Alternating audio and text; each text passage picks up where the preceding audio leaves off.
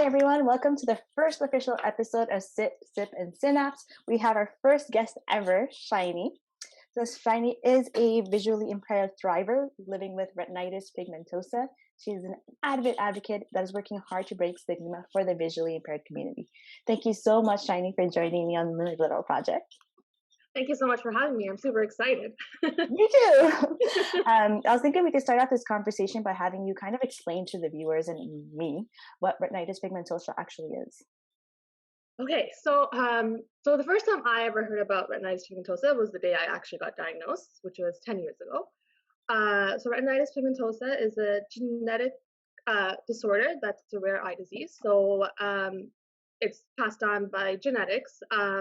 It doesn't necessarily mean that your immediate family will have it. It's just that somewhere in your bloodline there was a genetic mutation that caused the rare eye disease.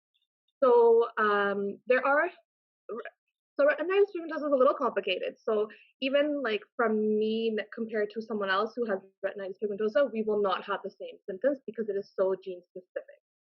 So everyone with retinitis pigmentosa has a different journey, has a different story, has a different progression when it comes to vision loss. So in my case, we're all born with RP regardless of how our gene mutation is. For my case, I didn't really notice symptoms. I kind of got diagnosed by fluke, by accident, I guess you can say. I just changed optometrist, and he literally just did a simple test. Mind you, back then, 10 years ago, where I went, they were able to take a picture of your retina. So when they did take a picture of my retina, he saw little black specks on my retina, meaning those are the areas of the retina that basically was dead or dormant. So therefore, it was black. So since he had seen that, he was like, oh, wait, I just want to do one test. And he literally just took a pen and was like, tell me when you see it. So he started from the outside and was like, tell me when you see it. So I'm like, yeah, okay, tell me when you start. And he's like, I already started. And I was like, oh, crap. And I literally saw it when it like came here.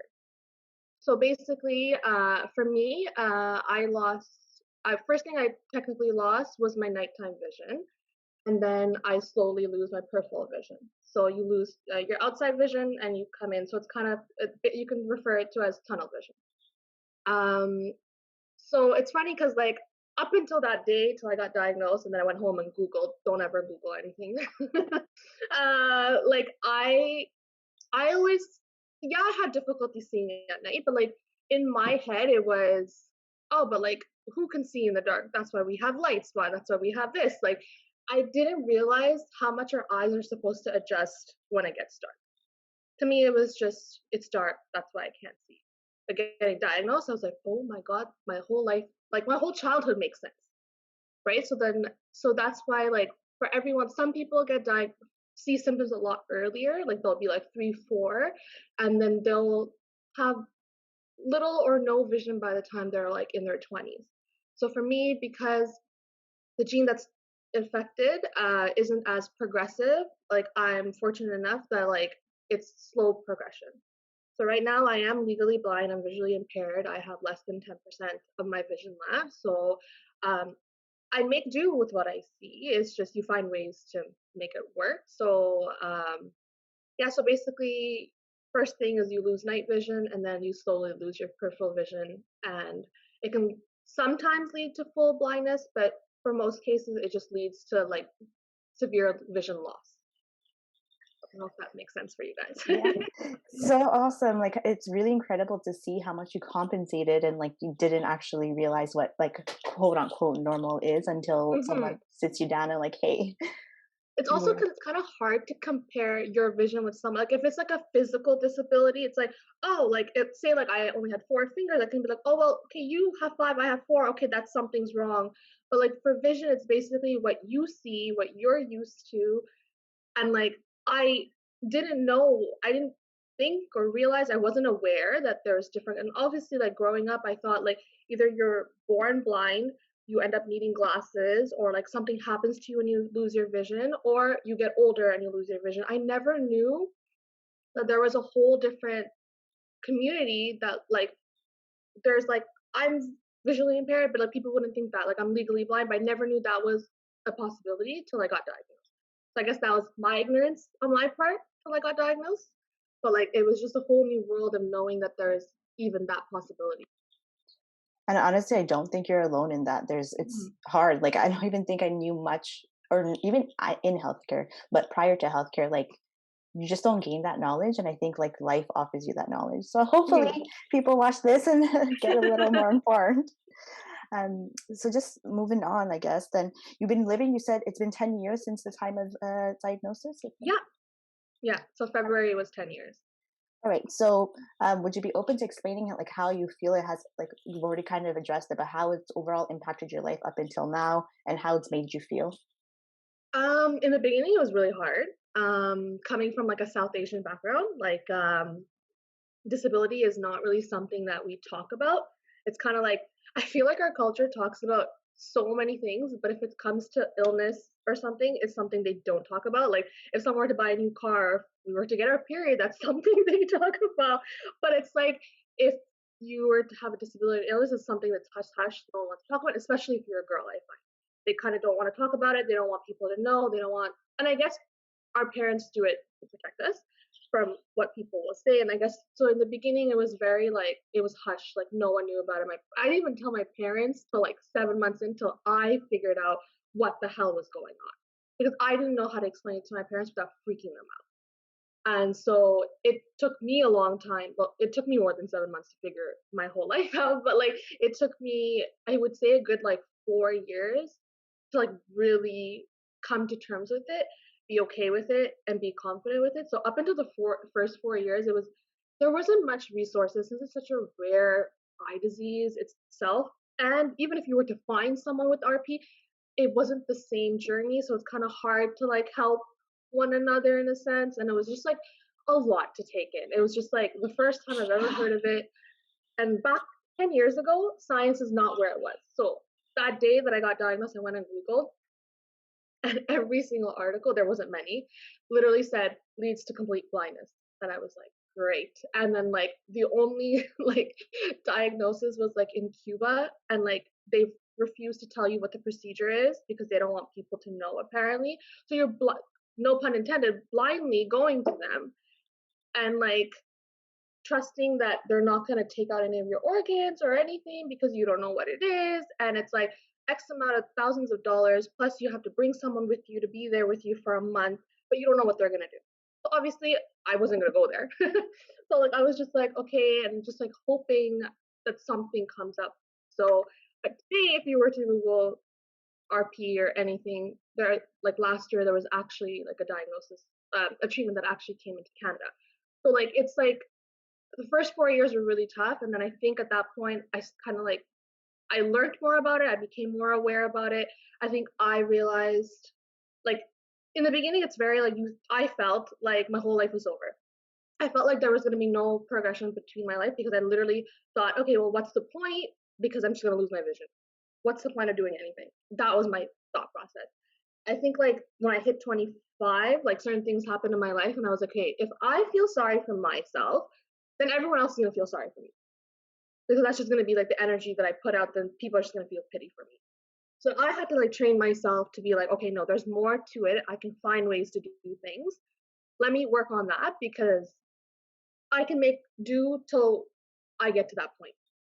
So I guess it was like baby steps. And then I had talked to a friend who was also going through a different illness, and like her too, like she was kind of like saying like it sucks that us like we have to keep everything hush hush and like we can't even like open up about it, or like opening up can open up doors and help you connect with other people. So she was like, you know, like you should write about your story. And I was like, oh, but I don't even know, like, 'cause at that point I had a cake business. No one knew I was visually impaired. I was so scared that like people would think like, why would I order a cake from her? She's blind, like she's not going to do it properly. Or I felt like they would inspect the cake. So like, you know what I mean? Like to be like, oh, did she do it properly or something? I was dancing. I didn't want people on my team to think that I wouldn't be able to compete. I was working in accounting. It had been like 4 years. I didn't want them to think that I would like look over numbers and not do my job. There was a lot of things that I just thought, I think I overthought everything. There was so much fear. And then in 2015, I decided like I would write my story and just be open, and like whoever took it properly. I didn't there were so many people that I had to open up to that I was like, I can't do it one on one. I was just like, I'm just gonna write a story and let it do its thing. And like, I'm glad, honestly, because like it was all in my head, to be honest. And like it opened up a lot of doors for me. Like today, and it's funny because like I think when I was like 28, someone had asked me like if you can go back and like reverse your diagnosis, would you do it? And I remember when I first said my answer, I even shocked myself. I said no. And I shocked myself because I didn't know I thought that way. And I was like, and I looked back and I was like, I wouldn't take it back because like you said, life gives you opportunities to learn. And I think that was my opportunity. Like I had no idea that this whole community existed. There was so much more than beyond my own diagnosis, right? So like there's so much awareness to create. There was so much conversations to have in our own community about disability that I am so grateful that I'm able to have and break barriers and stigma. And that might not be a huge impact, but at least if it's a small impact, at least on one community here in Montreal, at least, like I'm glad I'm able to do that. I'm glad that I've had the opportunities that I've had because I opened up. And like I don't know if I would have the life I have today had I not been diagnosed with RP. I don't like I was scared of public speaking as a child, and now I do it all the time. And now I'm like, I don't think I would have ever discovered that had it not been for this journey.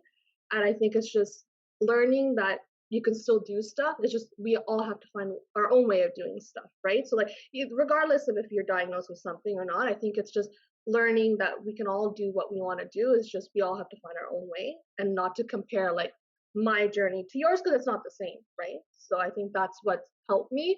And yeah, I don't think I would reverse my diagnosis, but would I take a treatment? Yes, I would, but I wouldn't reverse it. That's so incredible. This is honestly like I'm like speechless after that.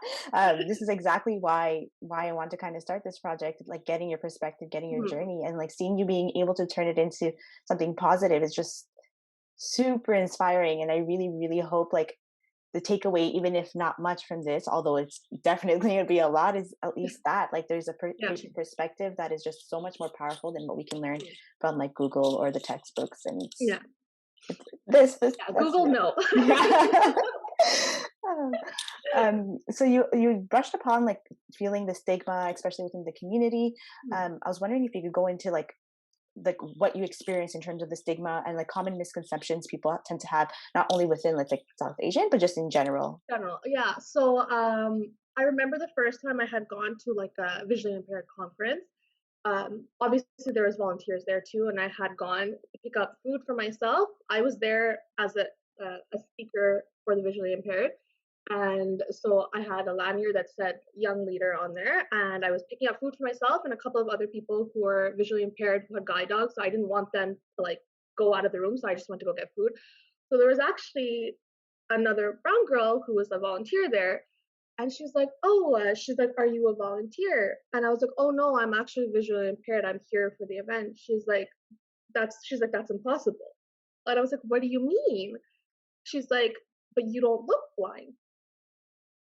And I was like, that's when I realized I was like, shit, there's so much work to be done. Like, and I get it because I think back, like I think back to when I got diagnosed, I didn't know this existed. And like, let's be honest, like my group of friends and maybe all of us in Montreal only know about it because I started talking about it, right? So I have to remember not to react when people act that way. But it's just more like, okay, let me like tell them, let me educate them, and then if they're still gonna be ignorant, then I'm gonna walk away. So like, I get a lot of people who say like, well, you don't look blind, and then or like some people think that I get my makeup done professionally because of you're blind, so there's no way you can do your own makeup, or oh, your clothes match. Excuse me? Like, and it also has to do with the fact the mainstream media kind of depicts blind people and people with a disability in a way that we always need to have someone take care of us, or that we're slobs, we don't know how to put ourselves together, or like I think that's a misconception. So I recently just got my COVID vaccine because they opened up the disability community to be able to.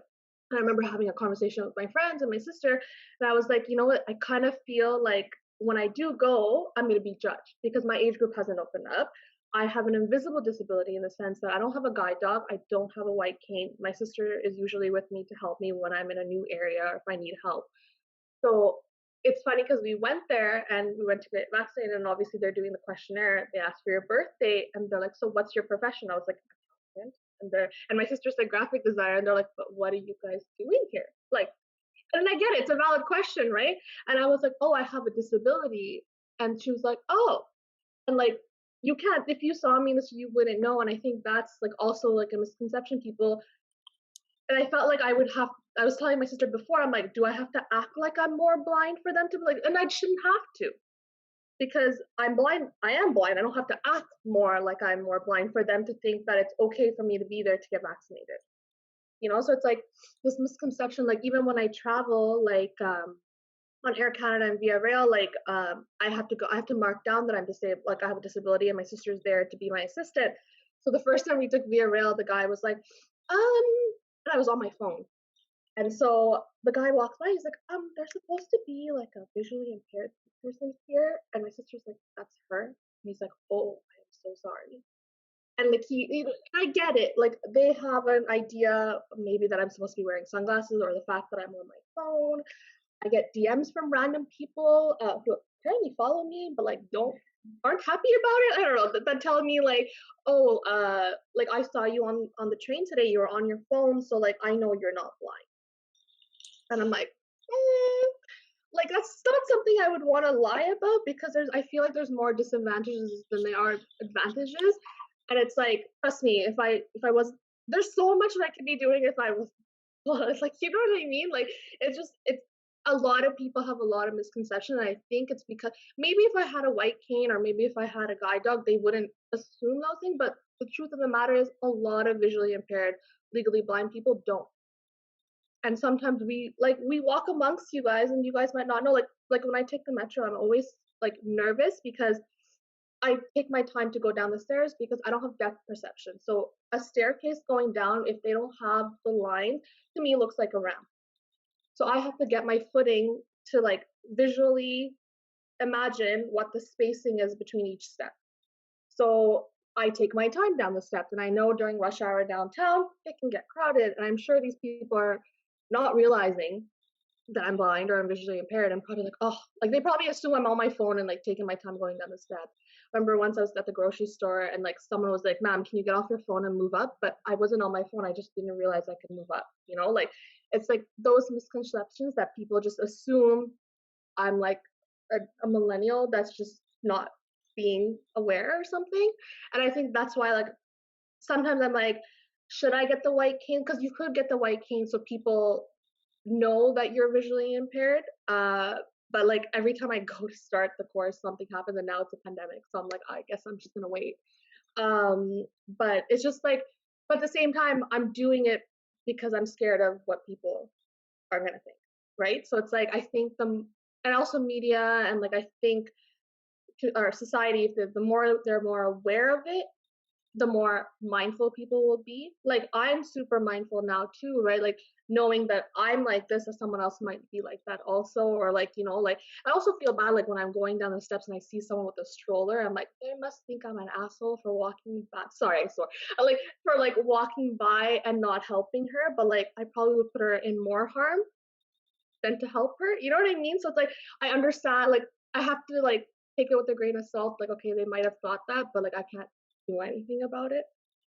So that I guess that's like the misconception. And like I'm hoping with time people become more aware that disabilities can be invisible and you won't always see them. Like we're not always in a wheelchair or with a cane or a guide dog. It's like it's someone that you even work with can have it and you might not even know So unfortunate. Like and it's so true, to be honest. And I guess being transparent here, like on a rush hour day, you get easily irritated by the person who's walking slow. But it. Yeah. like, have you Because ever? we're in a rush, we don't Yeah. realize, right? So that's why I feel very cautious when I do that. So like sometimes I'll just like wait and I'll like go down the step. I hate when like in our Montreal metros like the escalators don't work. I'm like, oh, there goes my day. Oh my gosh, yeah. Yeah. And then you hear everyone like grunting under their breath, like. Oh my god. And I work like mid downtown. I have to go to Bonaventure and like all that. And it's like you pray that those escalators are working. That's really unfortunate. Like, I think at least I'm gonna leave this like, okay, not that I'm like super aggressive anything in Mm, general, but like I've had my days where I'm like, oh my No, god, but we guys. all have it. Like I Yeah. have it too, right? Like, and I person with a disability, like we all have it where we catch ourselves and we're like, oh, crap, like I should be more mindful. And but it's so easy to get, especially in the morning. If we even wake up the wrong way, it's like like it's just like in the morning itself, like it's just I get it. Like I completely understand. I think it's just my mission. I think is just to make people more mindful to like. And if you do as long as you catch yourself and you're like, oh crap, I shouldn't have done that. That's more than enough for me. For you to even be aware that happened, that's the first step. So I think that's what's important with our community, just for people just to be more aware and mindful of just our surroundings and that not everyone is exactly the way we think they are. 100%. I think that's a powerful message, and and if no one else wants to take that away, which I doubt is going to happen, I'm definitely leaving with that. I'm going to be a little more mindful in general. Um, so the next question is really we're going to kind of shift gears into the healthcare system, um, since obviously I am working in it, and we have Mhm. colleagues that are going to be that are currently working or going to be there in the future.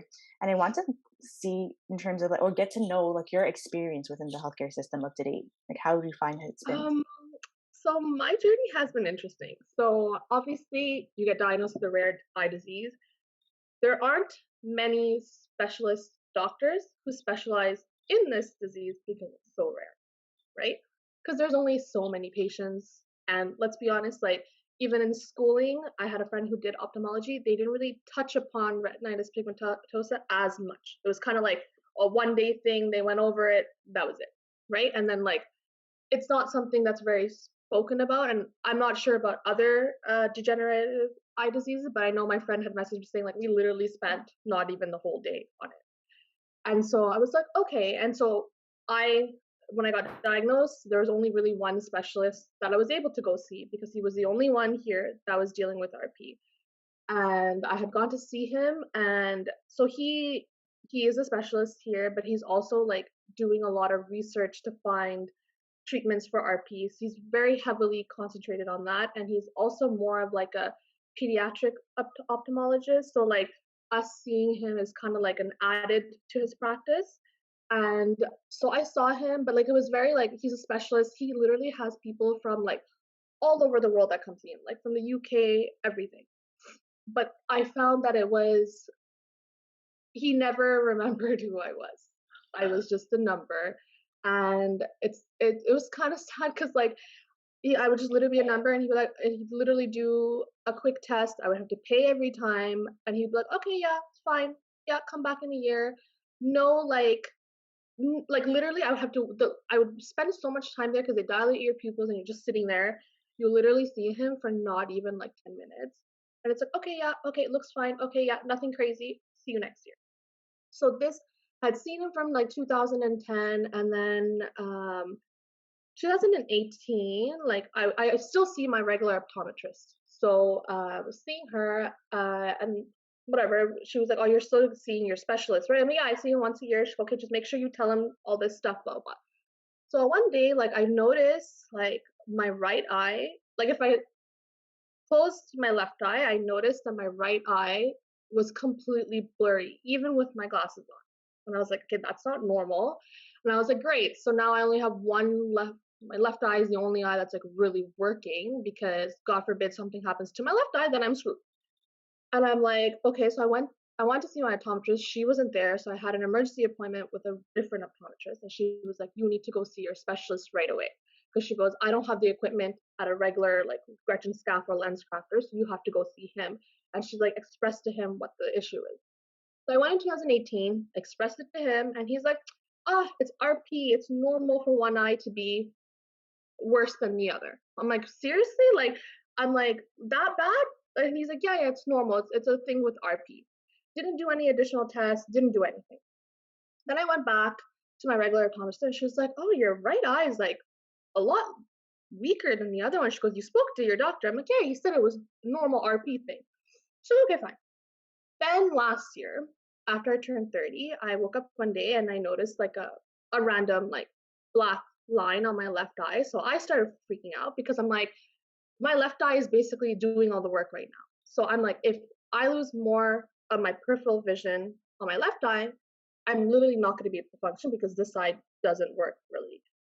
So I called my regular optometrist. It was like the middle of COVID. She was stuck abroad. She's like, I can't even come back to Canada right now. So I'm like, what the hell do I do? I call my RP specialist and he was like, oh, I'm not seeing adults anymore. I'm only seeing one adult a month. So I'm going to put you on the waiting list. I'm like, but do you understand this is like an emergency? She's like, I'll put you on the waiting list. This was February 2020. Still have not gotten a call back. And I was like, okay. So I'm like, what the hell do I? They're like, go see a random optometrist for an emergency appointment. I'm like, but I knew that if I go to an optometrist, it's gonna lead me going to another ophthalmologist to a specialist, lead me back to him, right? So I tried to book an appointment with like COVID and everything. It was so hard. And finally, like it was like literally 2 days before Montreal shut down. I guess people were freaking out, so people canceled a bunch of appointments. Like they don't want to leave the house. So I was able to get an emergency appointment, and it ended up being with the same doctor that I saw 2 years ago for an emergency appointment. And she was like, "You were here 2 years ago, saying your right eye like was bothering, like was worse and stuff." She was, "What did he end up telling you?" I'm like, "Oh, he told me it was nothing." And she's like, "Okay." She goes, "You know what? I got a new machine in our office today, like this week." She goes, "I'm gonna try it on you." She goes, "I have a feeling about something, but if you're telling me he didn't say anything, but she goes, I won't feel good knowing that I didn't go the extra way." So she took like OCT of my eye, so a CT scan of my eye, and she comes back and she's like, "Shiny, you have a hole in your eye." She goes, and a hole doesn't just show up; it starts off as a tear, and then it becomes a full blown hole. And she goes, "You're probably gonna need like a full on surgery because the hole is really big." So she's like, "When you came to me in 2018 is when the tear started." So she's like, had he done one simple test, we could have prevented it becoming such a big hole and you losing that much vision. So like I don't want to shit on the doctors or the system. I get it. Like I get it's a rare disease. He's trying to do as much as he can for research and like get grants. Like I get it. Like he's helping people. I get it. But it's just so frustrating that you overlooked something and your only job is to take care of your RP patient because no one else can because you're the only one.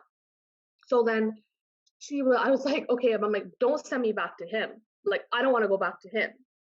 Like, I honestly at this point, like, he hasn't even called me back. Like, he's not someone. So she sent me to someone else, and then I was able to get.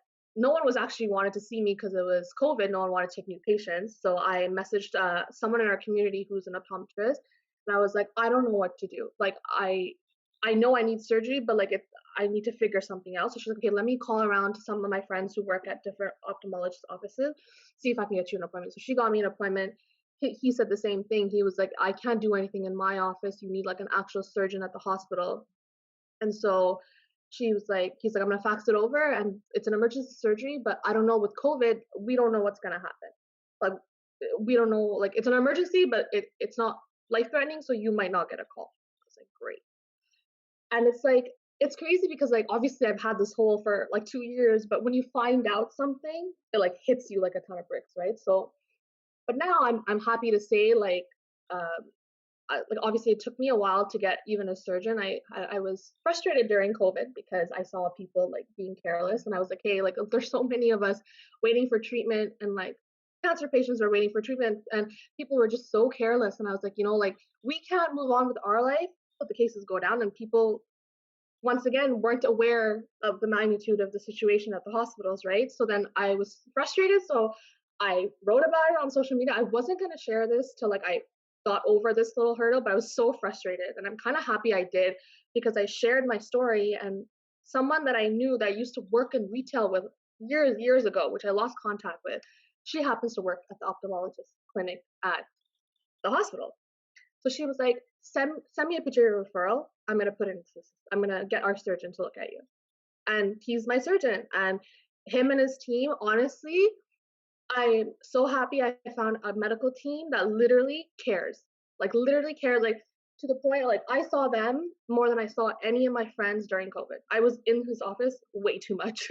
The parking guy near the hospital knows me and my sister. Like we were there so much that he cared. Like even when like I remember the first surgery, it didn't work. And I heard it in his voice how disappointed he was. Like, cause he cared. He like literally, and now like I think I'm like one of the first people in Montreal to have piece of the umbilical cord in my eye to fill the hole. So, which I'm like amazed by science. Like, I'm honestly like, as shitty as my story was, I'm amazed by our medical team. Like, yeah, there's a few bad apples, but that doesn't represent the entire medical team. And he literally like went above and beyond. And now whenever I go to the hospital, it's like I'm a guinea pig. Like everyone is so amazed. So like he'll be checking my eye, and like a resident or someone will be like, "Oh, is that her? Like, can you see her eye?"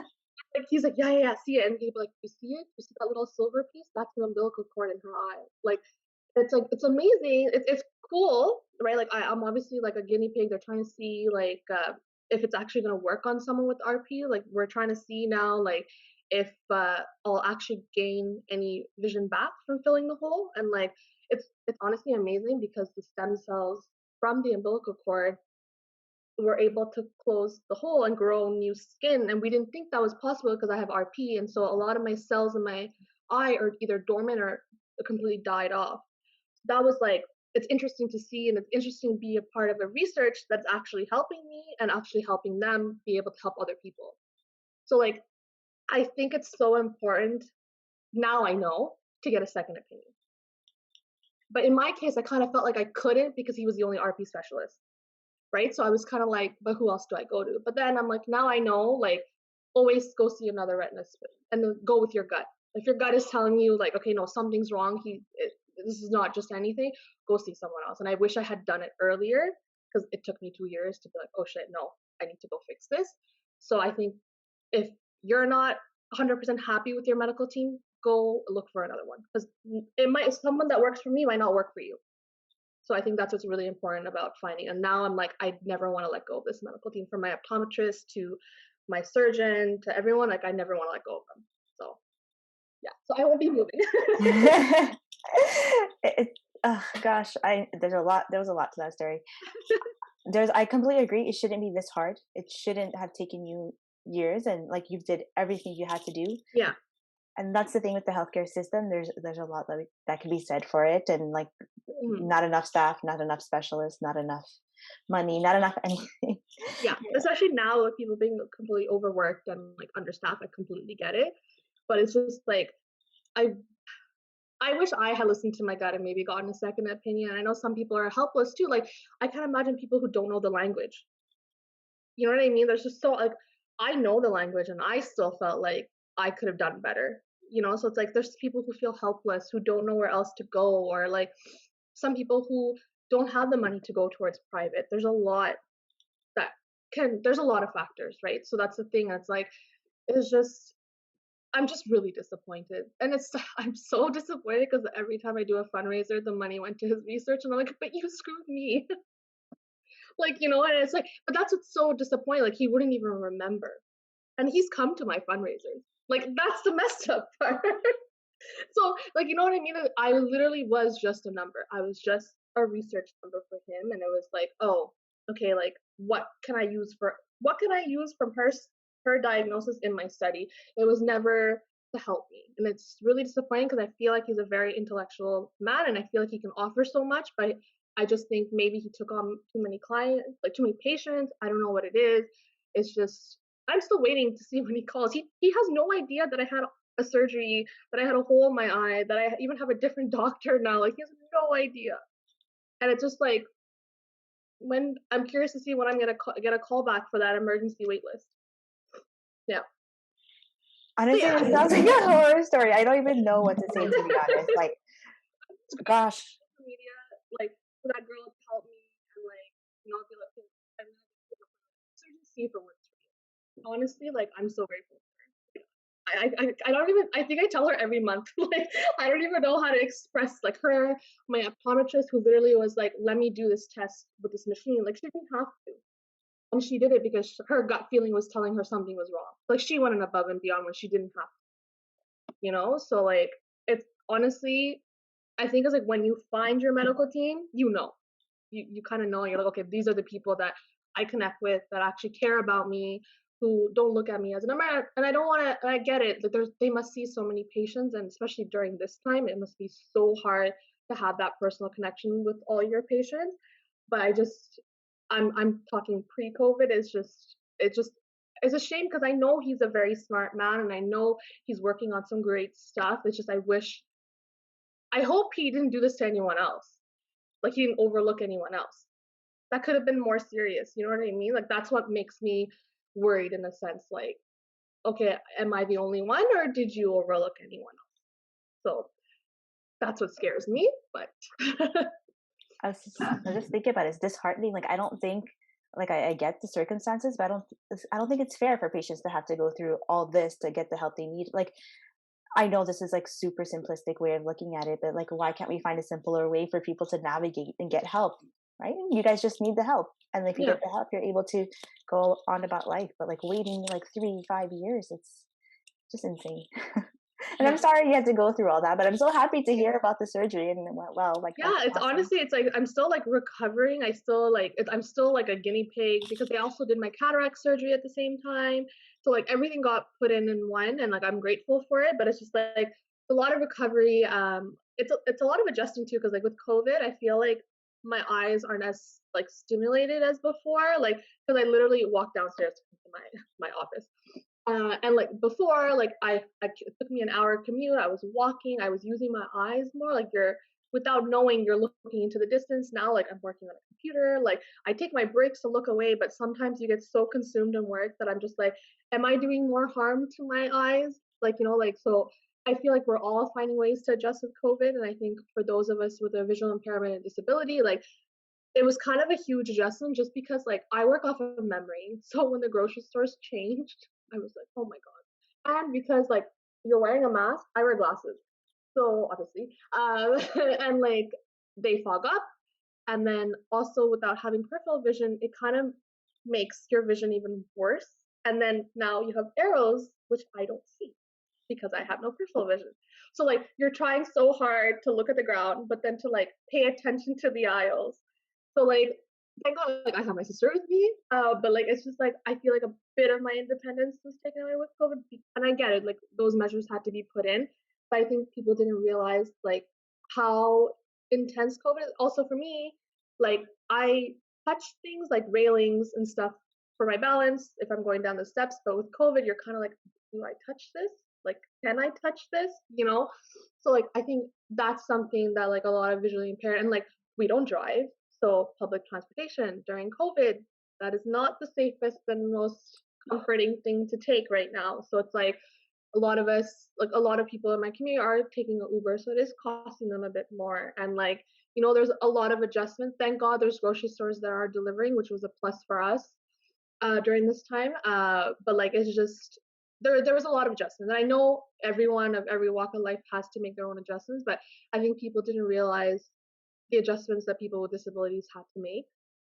So it was just, and it's not just visually impaired people, just in general too, right? Like it's just when you have one sense that's not as functioning, your other senses are a bit stronger. But then like with the mask and with all that, it just really takes away from a lot.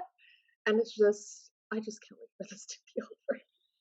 I can definitely second that. I Yeah, can. no kidding. For you guys especially, I can't even imagine. Like, Not even us, just like anybody, like in your circumstances, these are mhm. things that people wouldn't think about, right? Like I complain about my glasses fogging up just because they fog up, and I don't have the difficulties that I've you tried all the tricks, like the washing with the soap, like everything, and I'm just like, I literally walk into the grocery store. I'm like, Sandy, I need to hold on to the cart till like my glasses like unfog up, and I'm just like, and then if I talk, God forbid, if I talk and fog, do.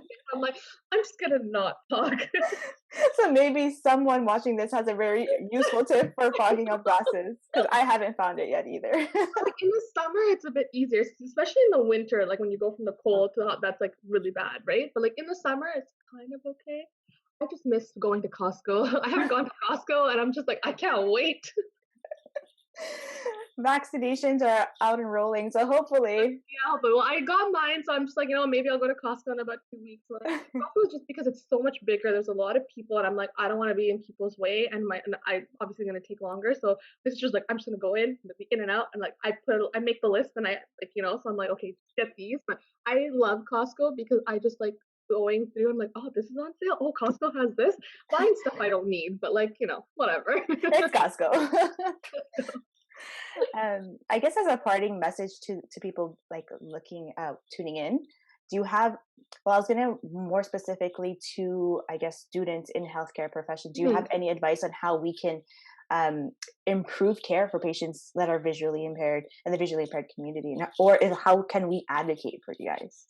Yeah, so I think so like in a regular optometrist office, so that they have technicians that work there that are technically either like part-time students or so they're not fully aware, and I get it.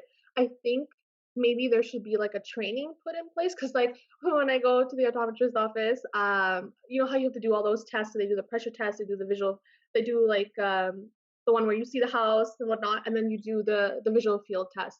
And someone with RP, we have no visual field. So I automatically like I know that's the one test I fail in life all the time and I hate it. And it's so frustrating because you're like, okay, I don't see anything. And sometimes you click the button because you're like, I'm just gonna click it because I don't know. So I know like I'm not gonna pass the test. And so there's been several times because the technicians like they switch because they're part-time students all time. I've had instances where they look so confused and I see them leave the thing and then the doctor comes in and I'm like, "Oh, what's wrong?" And he's like, "Oh, I think the machine's not." I'm like, "Oh no, I have RP. Like the machine's not broken. It's just my eyes are broken." My eye like I don't see peripherally, so I don't click as often because I don't see it's not the machine. And he's like, "Oh," and he's like, "I had no idea. I'm so sorry. Like, I wasn't aware of this. I was talking to him about it."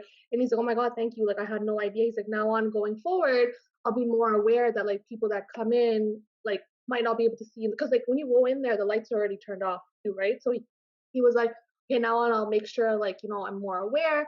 And like that was nice of him to say that. And I think maybe having maybe like you know how you have onboarding when you hire people, maybe having like maybe you don't have to spend an entire day on it, but just to make people aware that like visually impaired people, especially in an optometrist office, we're all coming in with different degrees of vision.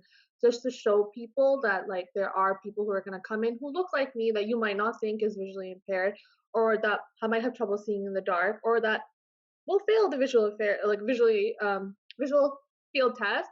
So like just to know like this was these are kinds of different things and like people who have AMD are the opposite of people with RP, like just to like you don't have to know the ins and outs and the whole background of the gene part of it, just to know like what are the symptoms of these and how to look out for it or like how to help us accommodate. So like he was saying, I'll turn off the lights once you sit down, you know, or like, oh, I'll be more open to the fact that like okay, like making sure like and maybe there can be like a questionnaire of asking like, "Oh, do you have any eye conditions that I should know about?" Like maybe that one simple question can avoid a lot of like misconceptions or like us having a bad experience. And obviously for them too, like I understood that he felt really bad after. You know, like he felt like I can understand like sometimes even us like sometimes when we don't realize something we feel stupid after. Like you know we're like, "Oh crap, I feel so bad." You know, like I didn't know. And like to like avoid both of us for feeling bad. I think maybe even a simple question that they can ask, like, is there anything, any conditions or any other way that we can help you in that sense, you know? Like, and I think an optometrist office is the first place to start because they should be aware that people can be blind.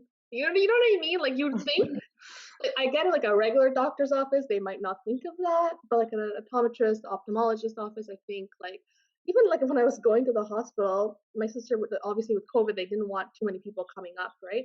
And like my sister, after surgery, like I couldn't see anything, like because this eye was blocked, I was looking down, and my sister would come with me, and the security guard was like, "You can't go with her." She's like, "Are you kidding me? Like her eyes are patched, she can't see. Like how is she supposed to come back down? Like and like the doctor's gonna say stuff like I like that's the thing. Like you would think a security guard working at a ophthalmologist office in a hospital where there's a surgeon that he sees patients who come the next day after surgery would be more aware. But that's I think that's my biggest thing, just to make people aware.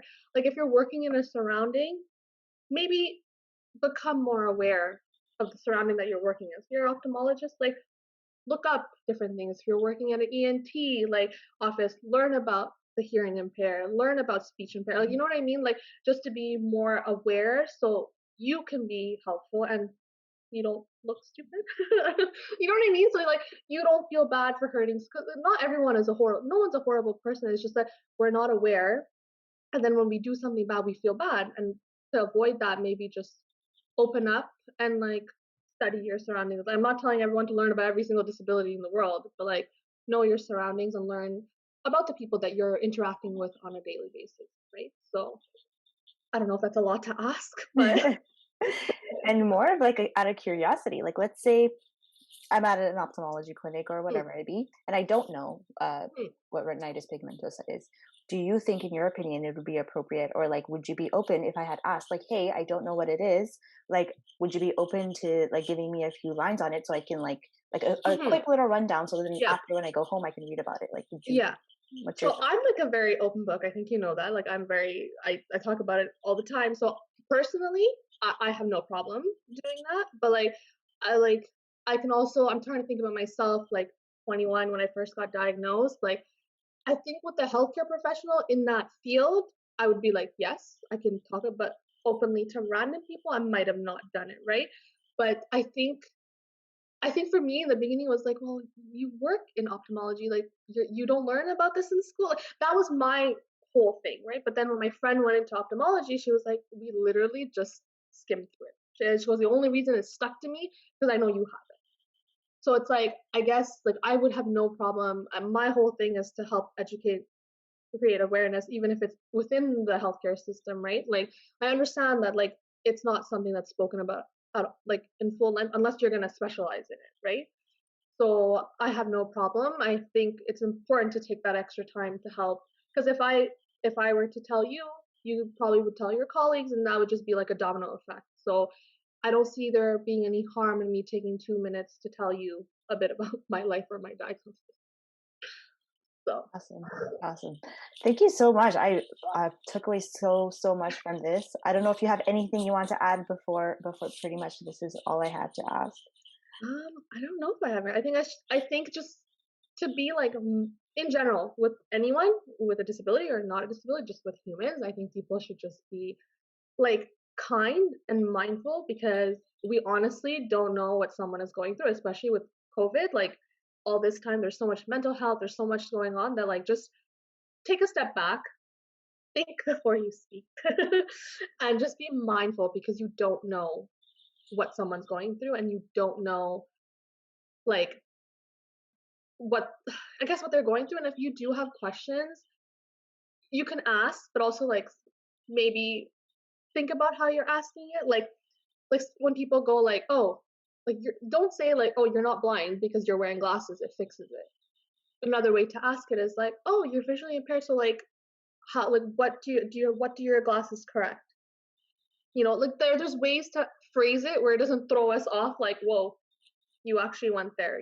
So I think the biggest thing is just to be kind and mindful and just to like think before you speak. I think those are perfect words to part on. Be kind, be mindful, and be open to learning. Yeah, Thank yeah. you so much again for this. This was So much incredible. for having me.